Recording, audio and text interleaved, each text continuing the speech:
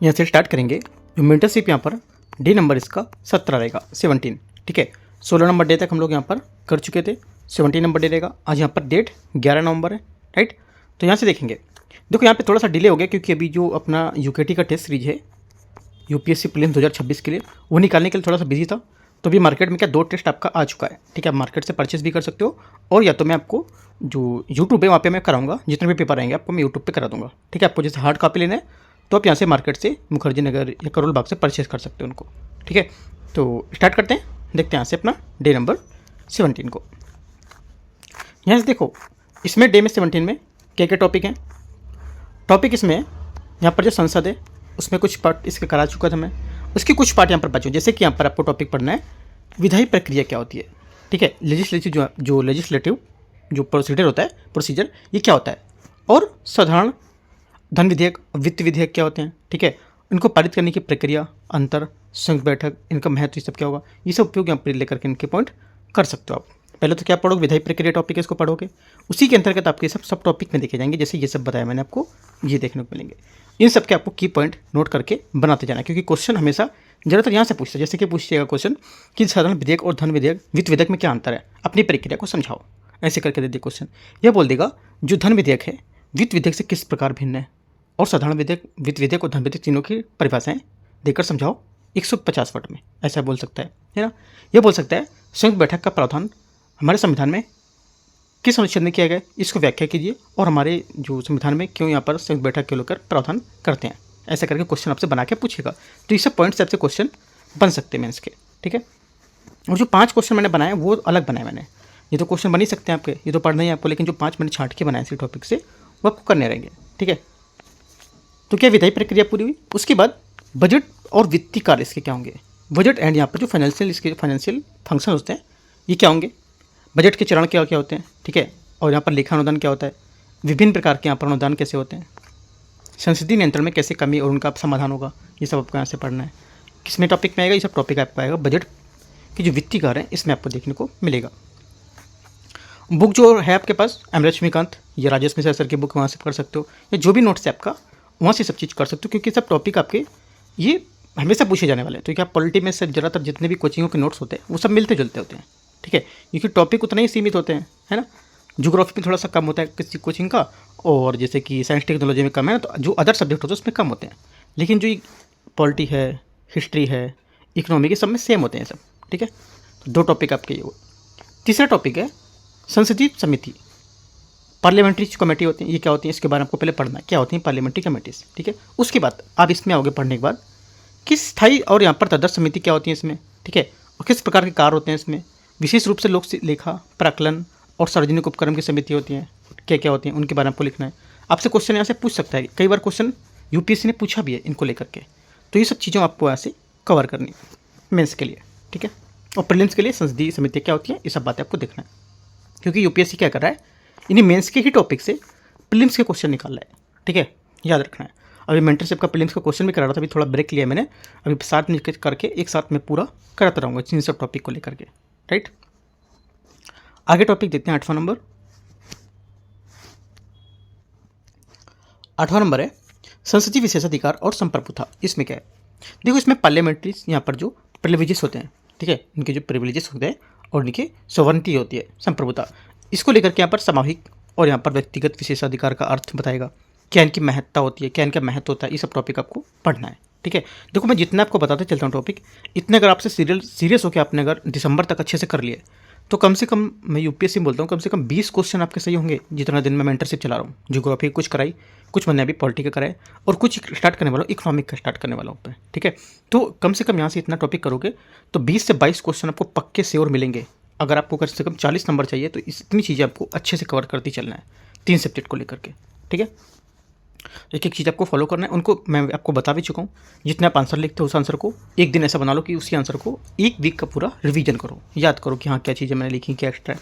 तो डीप में जाके अगर थोड़ा सा पढ़ोगे तो ही आप पेपर निकालने में सक्षम रहोगे। आप सोचोगे ऊपर ऊपर कर लिया मैंने, आंसर लिख लिए, क्वेश्चन कर लिए, सब हो गया तो यूपीएससी निकल जाएगा। इतना आसान भी यूपीएससी नहीं है और इतना कठिन भी नहीं है। ठीक है, तो क्या जितना आपको बताइए सिर्फ उतना करो, यानी कि पूरे दिन आप पढ़ ही रहो, नहीं, मैं आपको लिमिटेड काम देता हूँ कि आप बस मेंस का आंसर लिखना है, उस टॉपिक को पढ़ना है, उस सीरियल वाइज सिस्टमेटिक आपको फॉलो करना है चीज़ें, ठीक है। आगे आते हैं, संसदीय विशेषाधिकार संप्रभुता क्या है, जो यहाँ पर बताया मैंने सब लिखा हुआ है, इसके बाद देख सकते हो आप। उसके बाद दल बदल विरोधी कानून और संसद की कार्यप्रणाली क्या होती है, जो एंटी डिफेक्शन लॉ होता है, और यहाँ पर फंक्शनिंग ऑफ द पार्लियामेंट में कैसे यहाँ पर काम करते हैं, ठीक है, कार्यप्रणाली क्या होती है। 52वें संविधान संशोधन और 91वें संविधान संशोधन के माध्यम से यहाँ पर उनकी जो आलोचना है, दल बदल पर यहाँ पर जो स्पीकर है उसकी क्या भूमिका होती है। कियोतो होलन बनाम केस, ये हमेशा बहुत ज़्यादा फेमस होता है, ये केस याद रखना है आपको, ठीक है। और संसद की कार्यप्रणाली पर इसका क्या प्रभाव पड़ेगा, ये तो ये सब चीज़ आपको यहाँ से इतने टॉपिक पढ़ना है। अगर समझ लो रोज़ के रोज़ 2-2 दिन 3 दिन में अगर इतने टॉपिक आप पढ़ोगे तो काफ़ी चीज़ें एक अच्छी से सिस्टम से तैयार कर पाओगे आप। अभी आप पेपर लगाओगे तो पेपर में आपको चीज़ें समझ आएंगी, है ना। मैं आपको बताता भी चलता हूँ, प्रीलिम्स का क्वेश्चन लगवाता हूँ तो बताता भी हूँ कि यहाँ पर मैंने मेंस के टॉपिक कराए हुए हैं, ठीक है। जो भी यहाँ पर क्वेश्चन लगाता है उसको पता होगा, ठीक है। तो ये चीज़ें मैं कनेक्ट करते चलता हूँ कि क्या क्या चीज़ें यहाँ पर मैंने कराई हैं, और याद भी दिलाता हूँ क्या क्या मैंने क्वेश्चन लिखा चुका हूँ इस पर, ठीक है। तो वो चीज़ आप याद करते रहो। अब देखो इन सभी टॉपिक पर कैसे आप नोट्स बना सकते हो, कैसे की पॉइंट कुछ लिख सकते हो। तो यहाँ पे देखो जैसे कि यहाँ पर लिखा है, इसमें की में मिक्स हो गया है तो अच्छा, इन टॉपिक पे 5 टॉपिक को पढ़ने की रणनीति यहाँ दे रखी थी, इसमें थोड़ा सा मिस्टेक हो गया ऊपर। चलो यहाँ पर देखते हैं सेकंड यहाँ पे क्या लिखा हुआ है, पढ़ने की टॉपिक। देखो रणनीति क्या थी, रणनीति यहाँ पर ये थी कि देखो आपको जो टॉपिक, पहले जो टॉपिक मैंने आपको 5 बताया ऊपर, वो टॉपिक में पहले आपको जो टॉपिक हैं उनके हिसाब से आपको सिलेबस खोलना है, क्या पर कहाँ कहाँ है, उन टॉपिकों को आपको हाईलाइट करना चाहिए। कॉपी अगर आपके पास पेन से मतलब कॉपी में लिखी हुई है तो या पेन से या पेंसिल से आप हाईलाइटर से इसको उन टॉपिकों को हाईलाइट कर सकते हो, जितने भी टॉपिक मैंने आप लिस्ट कराएं। लिस्ट करने के बाद, हाईलाइट करने के बाद उन टॉपिकों को आप रीड करोगे, पढ़ोगे, ठीक है। आपको अगर लगता है कि इनके नोट्स मुझे अलग से बना लेने चाहिए तो एक पेपर आप अलग लेके बैठे मेंटरशिप का, उसमें चीज़ें अलग से आप करते चलो, कुछ की पॉइंट जो मैंने ऊपर आपको बताया वो चीज़ें 5 आपको पॉइंट करने हैं, ठीक है, 5 टॉपिक पर। तो इतना था यहाँ पर शॉर्ट रणनीति थी, इस वजह से मैंने आपको बताया था। इसमें क्या है, फोकस प्रीलिम्स को लेकर के।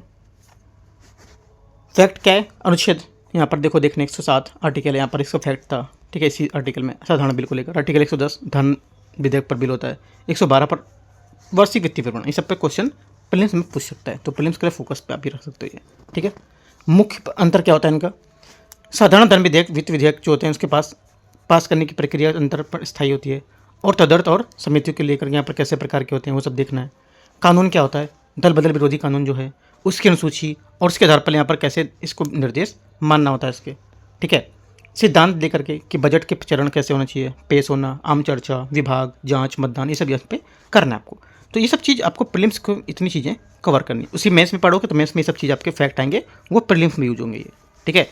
और एक बात याद रखना है, जो मैं आपको मेंस का टॉपिक दे रहा हूँ, यूपीएससी का ट्रेंड है कि मेंस के टॉपिक से ही क्वेश्चन प्रीलिम्स के निकाल रहा है, याद रखना है। और मैं मेंटरशिप में क्वेश्चन कराऊंगा भी, प्रीलिम्स के भी मैंने रोकी, करीब 3 पेपर मैंने कराए हैं, 2-3 और भी क्वेश्चन में 20-20 क्वेश्चन करके सब टॉपिक पे आपको पूरे करा दूंगा, ठीक है।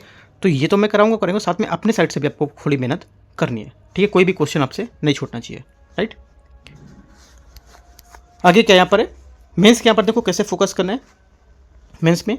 इसमें विशेषण होगा, इसमें समितियों का क्या महत्व है, आप इसमें जिसका विशेषण कर सकते हो मेंस के लेकर कि क्या इसमें समितियों का विशेषण होगा, क्या क्या पॉइंट आप अगर पूछा जाएगा कि समितियों का क्या महत्व है तो क्या क्या पॉइंट आप लिखोगे, ठीक है। अगर इनसे पूछा जाता है कि यहाँ पर कार्यपालिका का नियंत्रण कैसे होगा, इस पर विशेषज्ञता क्या आना, ये चुनौतियाँ इनकी कैसी होंगी, या बैठकों में कम भागीदारी कैसी होती है, सिफारिशें लागू ना होना कब, तो कब सिफारिशें लागू नहीं हो सकती, तो ये सब चीज़ें आप मेंस पॉइंट में ऐड कर सकते हो।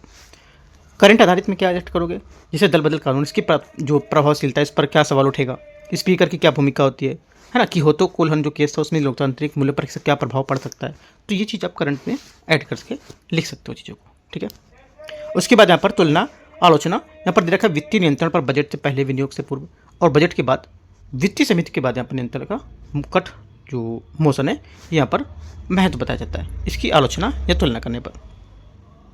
सुधार में क्या क्या किए जाने, जैसे कि संसदीय विशेषाधिकारों में संहिताकरण क्यों आवश्यक है और क्या इस पर लोकतंत्र पर प्रभाव पड़ेगा, इस पर सुधार की क्या जरूरत होगी, तो ये सब चीज़ आप बता सकते हो, ठीक है। इतनी चीज़ आपको यहाँ से कवर करनी है। अब यहाँ पर कैसे की पॉइंट है, इसको बनाने का तरीका, जैसे परिभाषा, हर टॉपिक पर लाइन लाइन, जैसे कि संसदीय समितियाँ क्या होती हैं, ऊपर था तो आप इसको लिख सकते हो। फंक्शंस क्या होते हैं, 3-4 मुख्य कार्य लिख सकते हो। पीएससी के कार्य क्या होते हैं, जो पब्लिक अकाउंट कमेटी होती है, इसके काम होते हैं, क्या की जांच रिपोर्ट की कौन कौन सी कैसे कैसे रिपोर्ट कर सकता है, किसकी जांच, तो ये सब पॉइंट आप लिख सकते हो। इनकी क्या इश्यूज होते हैं, समस्या क्या होती हैं, वर्तमान में जुड़ी 2-3 समस्या आप लिख सकते हो, जैसे कि समितियों द्वारा बिल की जांच में कमी देखी गई थी, है ना। तो ये सब आप ऐड कर सकते हो करंट के कुछ पॉइंट को। और सुझाव देना जाता है कि यहाँ पर सजेशन समस्या को दूर करने के लिए 2-3 समाधान सिफारिशें, जैसे कि प्रशासनिक सुधार आयोग और विभिन्न आयोगों की सिफारिशें बतानी होंगी आपको, ठीक है।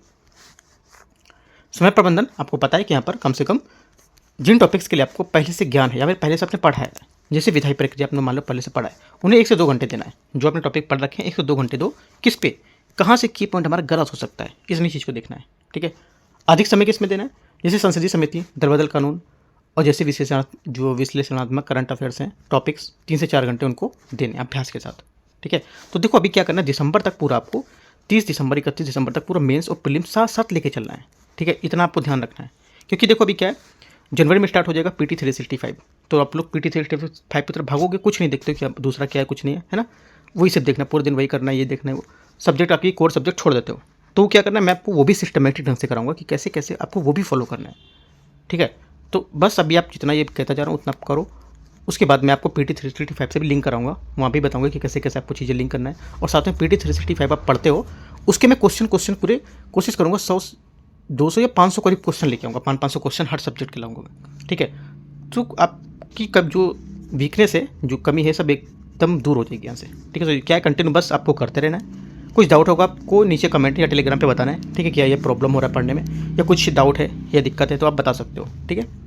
यहाँ पर क्वेश्चन देखते हैं अपने मेंस के। पहला क्वेश्चन है, धन विधेयक और वित्त विधेयक में मुख्य अंतरों का आलोचनात्मक विश्लेषण करना है। इन दोनों विधेयकों पर राज्यसभा की शक्तियों का मूल्यांकन भी करना है। तो कैसे करेंगे, देखते हैं इसको। यहां से देखो, देखते हैं इसको कैसे लिखना है। पहले आपका इंट्रोडक्शन क्या होगा,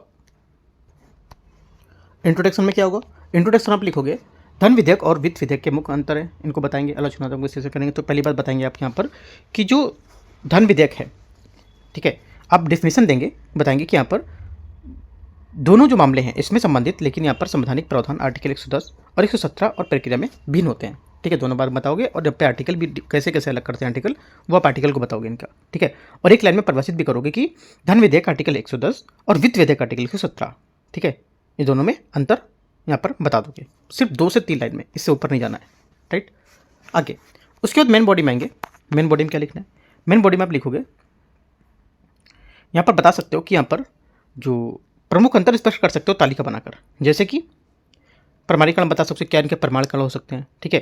क्या इनकी राज्यसभा की स्थिति होती है, क्या इनकी शक्तियाँ होती हैं राज्यसभा में, ठीक है। राष्ट्रपति की सिफारिश कब मान्य होती है, इन पर कब नहीं होती है। आप सीरियल वाइज ऐसे करके अंतर दोनों में बता सकते हो, दोनों को लेकर, राइट। और धन विधेयक केवल लोकसभा में राष्ट्रपति की पूर्व सिफारिश पर पेश होता है और राज्यसभा में 14 दिन के द्वारा लौटाया जा सकता है, यह बता सकते हो। वित्त विधेयक में क्या बताओगे, इंपॉर्टेंट पॉइंट है, जो साधारण विधेयक की तरह पारित होता है, सिवाय इसकी कि इसे राष्ट्रपति की सिफारिश पर ही पेश किया जा सकता है। ये थोड़ा इंपॉर्टेंट पॉइंट था इसका, तो आप इसे जरूर नोट करोगे। बाकी और भी पॉइंट इसके नोट कर सकते हो अंतर में। और क्या बताओगे, और बताओगे कि यहाँ पर इसकी राज्यसभा की जो शक्तियाँ हैं, जैसे कि दोनों विधेयकों पर राज्यसभा की सीमित और बराबर शक्तियों का विशेषण बता दोगे कि क्या यहाँ पर बराबर है और सीमित शक्तियाँ हैं, ठीक है। और धन विधेयक पर बताओगे कि यहाँ पर जो राज्यसभा केवल सिफारिश ही कर सकती है, लेकिन जिसे लोकसभा स्वीकार या स्वीकार कर सकती है, शक्ति बहुत सीमित है। वित्त विधेयक में क्या बताओगे कि यहाँ पर साधारण विधेयक की तरह यहाँ पर दोनों सदनों के पास बराबर शक्ति होती है, संयुक्त बैठक का प्रावधान भी हो सकता है। ये भी आप 2-3 पॉइंट जो मैंने बताया वो एक्स्ट्रा आपको लिखने हैं, बाकी खुद से तो लिखने ही पॉइंट और भी लिखने हैं, सिर्फ आपको इस यहाँ पर अंतरों को बताना है, कैसे कैसे इनके अंतर हो सकते हैं, ठीक है। उसके बाद अंतर आप कर लोगे पूरे, क्योंकि ज़्यादा कठिन क्वेश्चन नहीं है ये। और उसके बाद अपना निष्कर्ष में क्या लिखोगे, निष्कर्ष बता देता हूँ। निष्कर्ष में आपको लिखना है लोकसभा की प्रधानता को बताएंगे आप, और इसका कारण बताएंगे क्या है, क्यों यहाँ पर सरकार की लोकसभा के प्रति उत्तरदायी है ना। तो क्या बताना है, आप बताएंगे कि धन विधेयक के संबंध में लोकसभा की वित्तीय प्रधानता लोकतंत्र के सिद्धांत के अनुरूप होती है, ऐसा करके आप निष्कर्ष में बताओगे। निष्कर्ष हो गया, इंट्रोडक्शन हो गया, मेन बॉडी मैंने थोड़ी सी बताई, बाकी आपको यहाँ से लिखना है। देखो जैसे भी आप आंसर लिख पाते हो, उल्टा सीधा टेढ़ा मेढ़ा छोटा बड़ा, आपको लिख के भेजना है, कम से कम आपको पता तो चले कि यहाँ पे क्या यहाँ पर है, मैं कैसा लिख पा रहा हूँ, ठीक है। एक बात और, कुछ लोगों की कॉपी भी मैंने चेक करके दी नहीं है, वो भी मैं 1 से 2 दिन में सबकी कॉपी एक साथ में पूरी आपको रिटर्न कर दूंगा चेक करके, ठीक है। तो थोड़ा सा टाइम आप दीजिए मेरे को, कॉपी आपको आपकी मिल जाएगी कंटिन्यू, बस आप लिखते रहिए अपना आंसर, और मैं एक दिन फ्री होकर पूरा एक साथ चेक कर दूंगा ये, ठीक है। और एक बात, जो आंसर लिखते हो उसमें आपका एक डिटेल होनी चाहिए पूरी, आपका नाम, कौन सा मेंटरशिप डे है, कितने वर्ड का क्वेश्चन है, ठीक है, और जो भी मैंने आपको बताया टेलीग्राम पे वो सब चीज़ें फॉलो किया करो, तब आपको लगेगा कि हाँ किसका आंसर है ये। नाम आपने लिखा ही नहीं, वर्ड लिखा ही नहीं, कितने वर्ड का है, अब चेक करें तो देखा है कितने वर्ड का है, तो कोई वर्ड का नहीं आंसर चेक हो गया, मार्क्स मिले नहीं आपको। तो ये सब चीज़ आप ध्यान रखो, ठीक है। आते हैं क्वेश्चन नंबर 2 में। बजट और वित्तीय कार्य यहाँ पर दे रखे हैं। देखो इसमें बोला है बजटीय प्रक्रिया के माध्यम से संसदीय वित्तीय नियंत्रण की प्रभावशीलता पर चर्चा करना है और जो नियंत्रण है उसको मजबूत बनाने के लिए आवश्यक सुधार क्या है बताना भी है।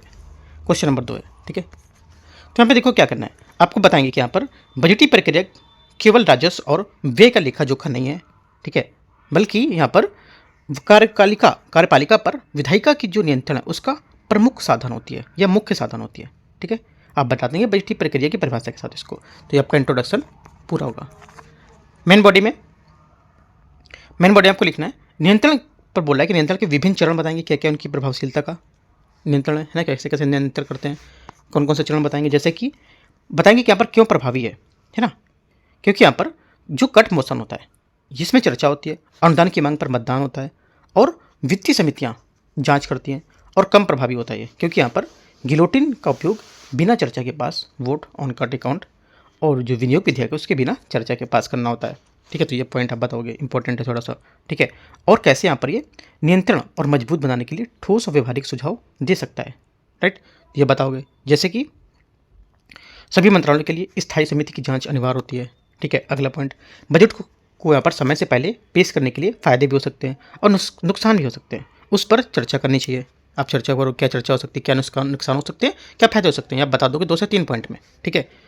और अगला पॉइंट बताओगे इसमें कि वित्तीय जो यहाँ पर समिति है उसकी विशेषज्ञ होती हैं उसकी क्या सहायता प्रदान करनी चाहिए उनको, है ना, तो आप बता दो कि क्या इनकी सहायता प्रदान करनी चाहिए विशेषज्ञों की।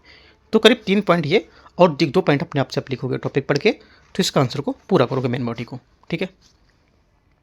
निष्कर्ष में क्या लिखोगे, निष्कर्ष में आपको लिखना है कि जो प्रभावी वित्तीय नियंत्रण है इसको सुशासन और उत्तरदायित्व कार्यपालिका की नींव है, बस इतना लिखना है, आपका आंसर पूरा होगा। क्वेश्चन 3 देखते हैं यहाँ से। अब क्वेश्चन 3 है संसदीय समितियों को लेकर क्वेश्चन, इसमें टॉपिक दे रखा है संसदीय समितियाँ, इस पे आपका क्वेश्चन है। संसदीय समितियाँ मिनी पार्लियामेंट के रूप में भी विधायी छानबीन और कार्यपालिका की उत्तरदायित्व को कैसे सुनिश्चित करती है। 3 प्रमुख वित्तीय समितियों की भूमिका पर प्रकाश डालना है, ठीक है, देखते हैं इसको। इंट्रोडक्शन क्या होगा, इंट्रोडक्शन आपका होगा यहाँ से कि देखो यहाँ पर जो समिति है इसको मिनी पार्लियामेंट क्यों कहा जाता है, इस पर आपको बता देंगे, इस चीज़ को लेकर बता देंगे, यहाँ पे आपका इंट्रोडक्शन पूरा हो जाएगा इसी से, क्योंकि यहाँ पर बताएंगे कि जो संसदीय समिति है इसकी परिभाषा और कार्यपालिका में नियंत्रण में उनकी भूमिका होती है, ठीक है। और कमेटियाँ जो होती है, कमेटी जो होती हैं कार्यपालिका को जवाबदेह बनाने के लिए विधायी जाँच को गहराई में महत्वपूर्ण भूमिका देती हैं। ऐसे करके कुछ बता दोगे या फिर अपना आप निष्कर्ष अपने अकॉर्डिंग भी लिख सकते हो, इसकी डेफिनेशन देकर कि यहाँ पर मिनी पार्लियामेंट क्या है, क्यों कहा जाता है इसको, ठीक है। सेकेंड बात, मेन बॉडी में क्या लिखेंगे, मेन बॉडी में आपको लिखना है समिति है उनकी कैसे विधायी गुणवत्ता और जवाबदेही सुनिश्चित करती है, पूछा ना कैसे यहाँ पर सुनिश्चित करेगी, तो आपको बताना है कैसे करेगी।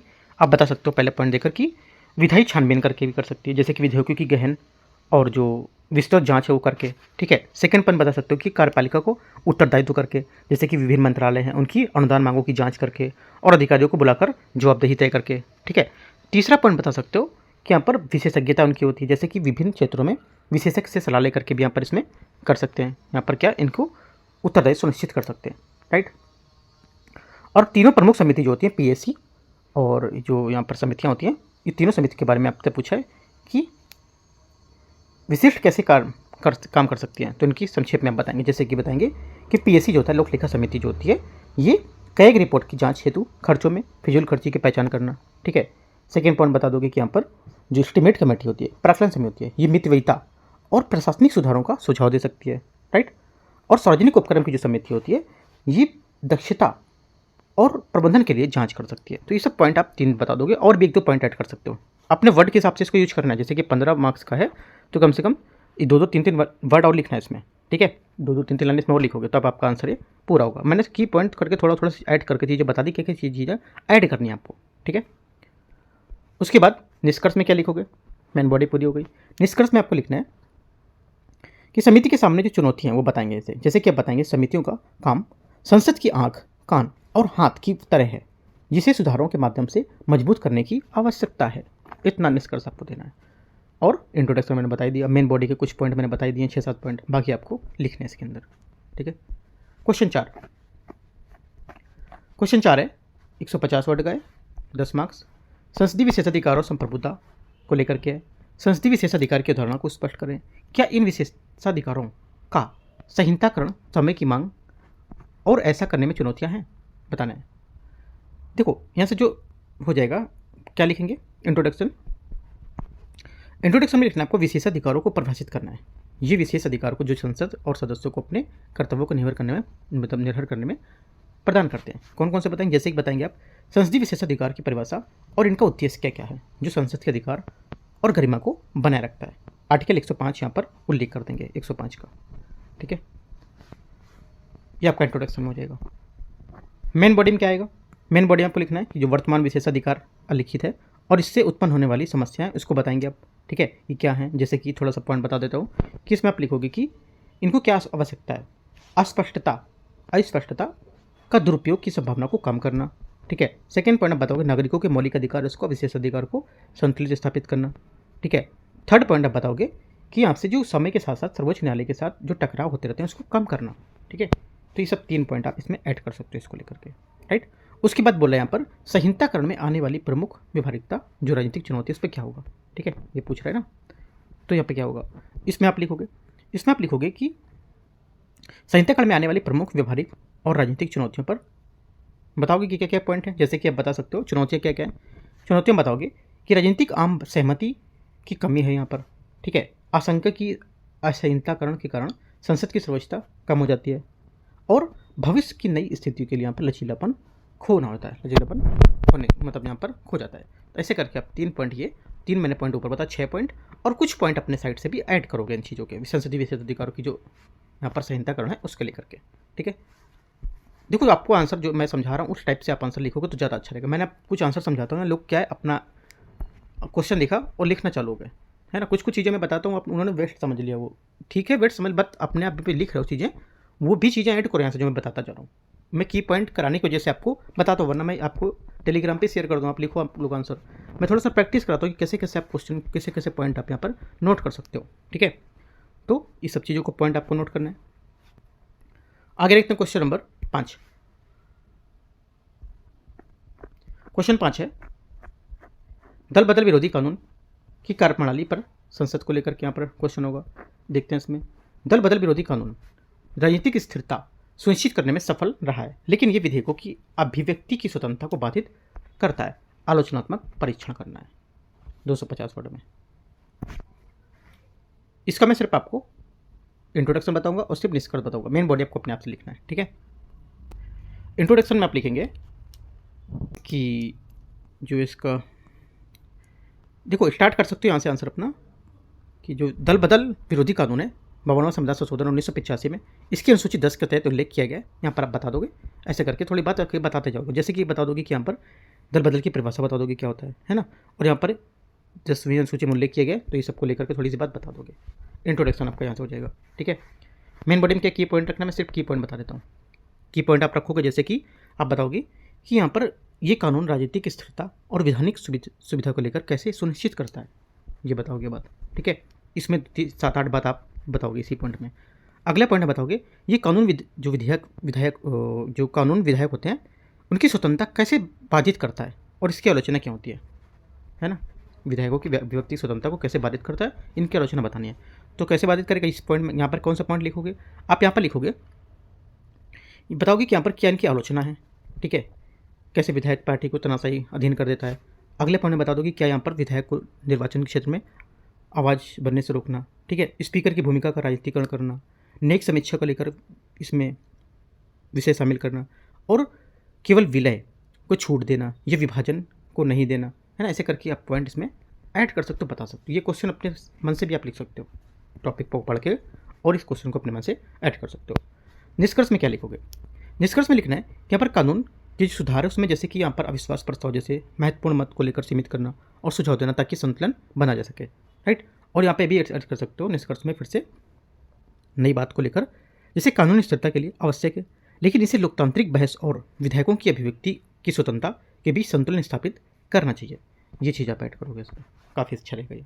ठीक है, तो इस टाइप से जो 5 आंसर है मेंस के, जो 5 आंसर है, मैंने आपको यहाँ पे एक एक चीज़ समझाई, कैसे कैसे चीज़ आपको लिखना है, कैसे कैसे प्रीलिम्स के क्वेश्चन इसी टॉपिक पे निकालना है, कैसे पॉइंट निकालना है ना, कैसे पढ़ना है।